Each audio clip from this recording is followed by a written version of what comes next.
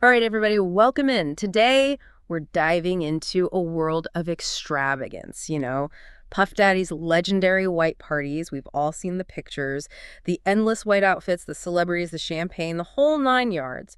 But what if I told you there was more to it? What if behind all that glitz and glamour, there was a much darker side? Exactly. And that's what we're digging into today. So buckle up, because this deep dive is going to be a wild ride. We're using this report, Informe sobre las fiestas blancas de Puff Daddy, to really understand what went on at these parties. Because this isn't just about celebrity gossip, right? This is about power. It's about influence. And maybe, just maybe, a glimpse into the darker side of fame. Okay, so let's set the stage. It's the late 90s, early 2000s. What's the vibe like back then? Oh, man. It was all about celebrity. Like peak celebrity worship, being seen with the right people, being in the right places. That was everything. And an invite to one of Puff Daddy's parties? That was like winning the lottery, man. Yeah. It meant you were in. You were somebody. You were somebody. Okay, so you're at this party. Describe the scene for me. Who's there? What's going on? Imagine a sea of white, right? Everywhere you look, people draped in designer clothes. You've got music moguls, Hollywood A-listers, supermodels. It was the epicenter of who's who in the entertainment world. And everyone wanted a piece of the action. Oh, absolutely. And that created a very specific kind of energy. This wasn't just a party.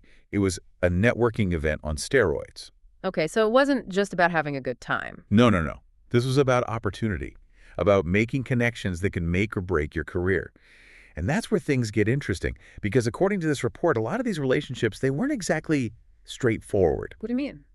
Well, the report uses the term transactional. Think about it. You're a young artist, hungry for your big break. You're surrounded by the most powerful people in the industry. The pressure must have been immense. Exactly.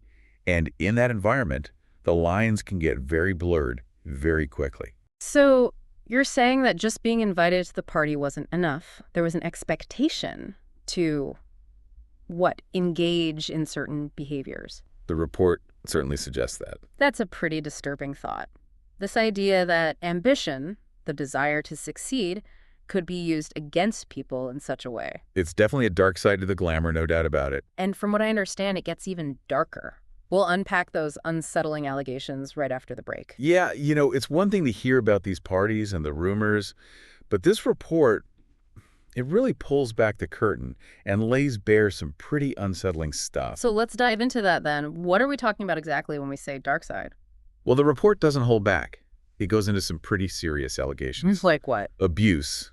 Okay. Exploitation. Right. Manipulation even, like a calculated attempt to control people. That's heavy stuff. We're not just talking about people partying a little too hard here. This is something else entirely. So when you say abuse, can you be more specific? What are we talking about here? This report talks about sexual coercion, verbal abuse, and even like psychological manipulation.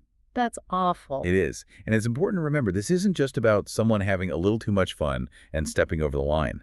The picture this report paints is one of a system almost designed to put people in incredibly vulnerable positions. Yeah, and it's often those who are the most vulnerable, young, ambitious, eager to please, who are the most susceptible to this kind of manipulation. They come into this world wide-eyed, maybe a little naive, and they're just trying to make their dreams happen. And they're surrounded by these powerful people, these gatekeepers, who can make or break their careers. Right. It's easy to see how someone in that position could feel pressured to do things they wouldn't normally do. And according to the report, the fallout from these parties, these alleged incidents, it wasn't pretty, was it?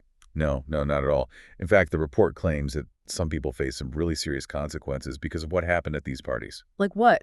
What kind of consequences? Careers being sabotaged, reputations ruined, people being blacklisted from the industry entirely. And all for what? Because they wouldn't play by the unspoken rules. That's what the report alleges. Yeah. And it makes you wonder, what were those rules exactly? And who was enforcing them? Yeah, that's a really good question. Was it about silencing people who might speak out, or was there a larger strategy at play? That's what we need to find out. The report seems to suggest that these parties weren't just random gatherings. They were orchestrated in a way to almost encourage this kind of behavior. Okay, so how so? Well, it all starts with the guest list. It says here, it was carefully curated. It wasn't just a random assortment of celebrities and industry types. Every person invited served a purpose. So it was strategic. Exactly. It's almost like they were casting a movie, not throwing a party. And once you had all the right people in the room, What then? Did the manipulation tactics continue? Oh, absolutely. The report talks about how everything from the seating arrangements to the way the party flowed, it was all designed to put people in compromising positions. Yeah. Okay, I see it now. You put a young, aspiring artist next to a big-time producer, ply them with alcohol and who knows what else, and suddenly they're not thinking straight. They're more likely to make decisions they wouldn't normally make. Exactly. They're more susceptible to manipulation and less likely to remember what happened, let alone report it. It's sickening to think that someone's ambition, their dreams, could be used against them like this. And what's almost more disturbing is the idea that this behavior wasn't just accepted, it was encouraged. It was all part of the game. And it's a game that plays out in different ways in different industries, right? Yeah. The same power dynamics that might be at play here are probably present in politics, in finance, you name it. It's all about who has the power and who's willing to do what to get it. It's scary to think how easily things like this can get swept under the rug, especially when powerful people are involved. And that's exactly what this report is suggesting, isn't it? Mm. That there were organized efforts to cover up any wrongdoing to protect the people in charge. So we're not just talking about individual bad actors here. We're Yeah. talking about a potential conspiracy of silence within the industry itself. Potentially. And it's not just speculation. This report actually names names. It points to specific figures, record execs, producers, even journalists who may have been complicit in this alleged cover-up. Wow. Okay, so then the question becomes why? What would motivate these people to participate in something like this? Well, think about it. These are people who have built their careers on their reputations, on their connections. They're not going to risk all that for anything less than a serious threat. So they saw these allegations as a threat to the entire system. Exactly.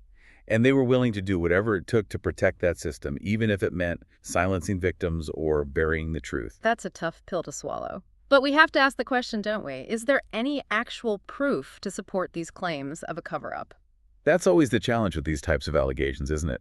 Concrete evidence is hard to come by, especially when powerful people are working to cover their tracks. Right. Witnesses can be intimidated. Documents can disappear.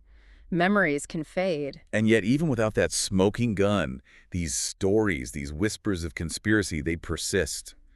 And they make you wonder what really goes on behind closed doors in these powerful circles. It certainly makes you question everything, doesn't it? It does. Yeah. And that's not necessarily a bad thing. Questioning things, being skeptical, it's an important part of critical thinking, especially when you're dealing with stories like this, where there's so much at stake. So what do we do with this information then? How do we reconcile these allegations with the public image of these parties, these people? That's the question we're all left grappling with, isn't it? And I don't think there's an easy answer.